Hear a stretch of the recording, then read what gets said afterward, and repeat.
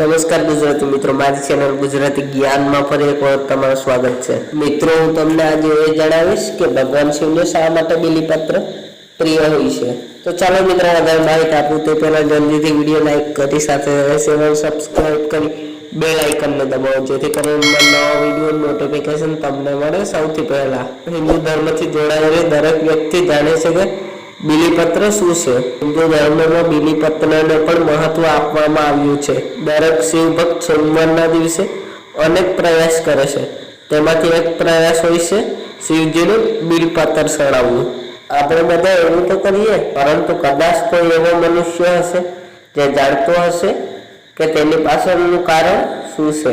તો ચાલો મિત્રો, હું તમને આજે જણાવું કે છેવટે શું છે બીલીપત્રના પાછળનું રહસ્ય।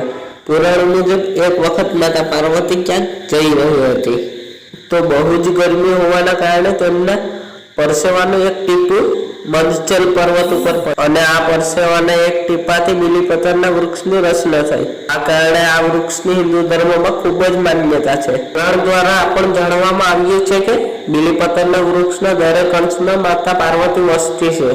તો બસ મિત્રો, આજના વિડીયોમાં આટલું જ। તો મિત્રો, કેવો લાગ્યો વિડીયો? જો તમને પસંદ આવ્યો હોય તો તમારા મિત્રો સાથે જરૂર શેર કરો અને હા, સાથે ચેનલ સબસ્ક્રાઇબ કરી લો, કારણ કે હું જ્ઞાનથી ભરપૂર રહસ્યનો વિડીયો આપણી સરળ ગુજરાતી ભાષામાં બનાવતો જ રહું છું।